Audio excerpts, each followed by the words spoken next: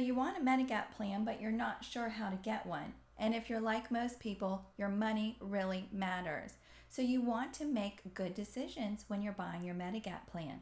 So stick with me and I'll share with you 3 tips on how to avoid Medigap buying mistakes.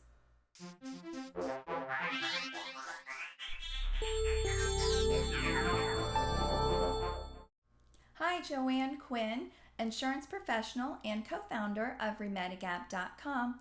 Thanks for being here today. So let's get right to it. The first tip for not making a Medigap buying mistake is don't press that enroll now button. That little button can take you 2 places and neither one of them are any good. It's common to want to shop online because the internet just makes it really, really easy. Case in point, you found me. But I'm going to show you how to be really careful when you decide to press that enroll now button. Let's take a look. Now we're on a website with the little enroll button and we're going to look for a plan G. They only have one. Let's see if we can enroll.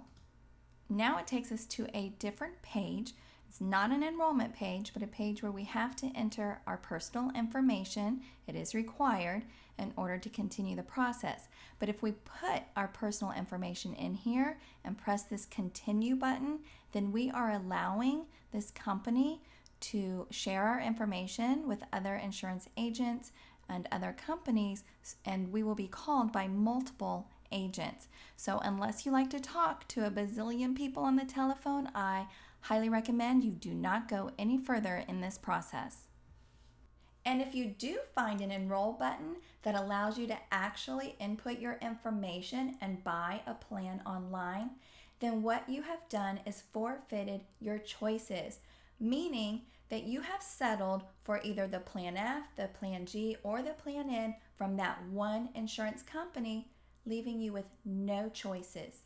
Which brings me to tip number 2. Think twice about buying direct from the insurance company. Like I said before, your choices are limited. So whether you're calling them on the phone or buying direct, the end result is still the same, no choices. They have one Plan F, one Plan G, and one Plan N to offer you, and they're not going to let you know that their competitor down the road has a better premium. They'll just gladly sign you up for their Medigap plan, and while you're on the phone or online, probably try to sell you something else. Which brings me to my most important tip number 3. Say no to pushy sales tactics. This one ruffles my feathers the most. I'm a pretty even-keeled person, but I keep hearing stories over and over again from people that I talk to every day about how different companies or agents use sales tactics that make people feel guilty or pressured into buying Medigap plans.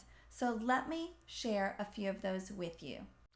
I had a gentleman call me not too long ago, and he had originally reached out to the insurance company directly for quotes, but then he was calling me for a second opinion.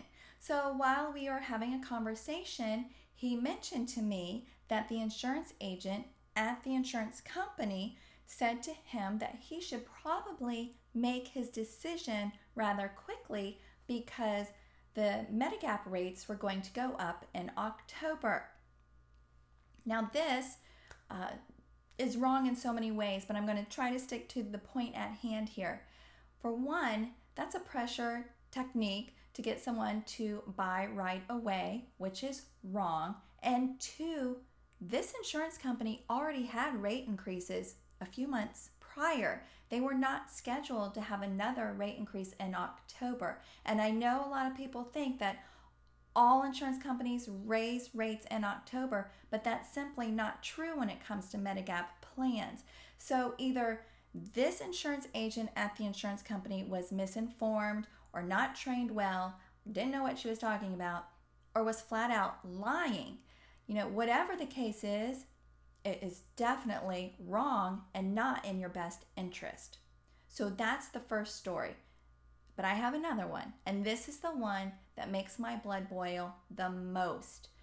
So I talked to another gentleman who told me that he also had been talking to another agent who had been calling him over and over and over again, and some of you might have a familiar situation. You know, once your phone number is out there and your information is available to people and they know you're going on Medicare, you will get numerous phone calls. So this agent kept calling this gentleman, but in so many words said to him, I have been calling you, you know, a number of times and giving you lots of information. So basically, you owe it to me to buy a Medigap plan from me. What? Well, for one thing, that's highly unethical. And two, she's making him feel guilty about her providing information to him. You know, I've provided this to you, now you owe me this. That's strong-arming someone, making them feel guilty, and it is a pressure and pushy sales tactic, highly unethical. You can say no to that. It's totally okay. You don't owe anyone anything. That one really gets me going, and yeah, I think my blood pressure is up a little bit from it. So I'm going to take it down a notch. I have one more story, and it's not as bad, but it's still really important to focus on and know when to figure out when there are those pushy sales tactics being used. So I have a client, and you know, initially when he started out researching Medigap plans, he was getting a lot of calls, of course, from different agents and companies, but he would tell them that he preferred to communicate via email. And he told me that everyone he said this to told him that they preferred to communicate on the telephone, which meant they were only looking out for themselves and not for him and what he wanted and what was best suited for him. But they were concerned about themselves. Now, there is a reason for that. There is a reason why they only wanted to communicate on the telephone. And that's because pushy sales tactics, or however you want to name these sales techniques, are best done over the phone. You know, the other two examples I gave you were over the phone. Making someone feel like they need to make a decision right away. Making someone feel guilty about not buying a Medigap plan from them. Those are techniques that people use, and they can use them over the phone quite well. So for these agents to tell him they prefer to communicate by phone, that was why. You know, communicating via email was in his best interest, but they weren't concerned about that. So these are things for you to keep in mind.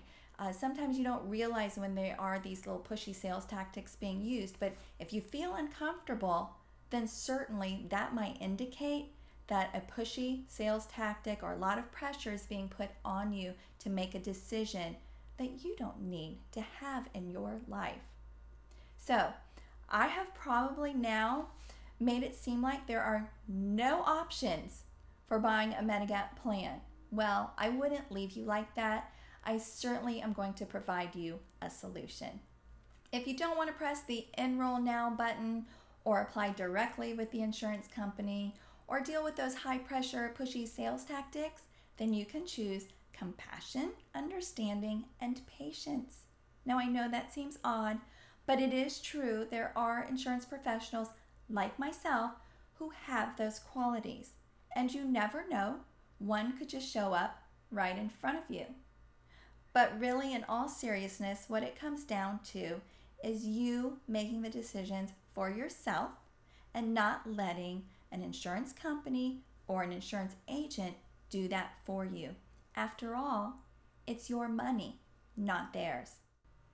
So if you want more guidance on how to avoid Medigap buying mistakes, leave your question in the comment section below or just give me a call. And if you found this video helpful, please press the like button and don't forget to subscribe to my channel so that you will always see my Medicare and Medigap videos. Thanks for watching, and I'll see you next time. Bye-bye. Push the enroll. No. Let's see how that is. What am I doing? Okay, I was on the right track. So you're okay. Or on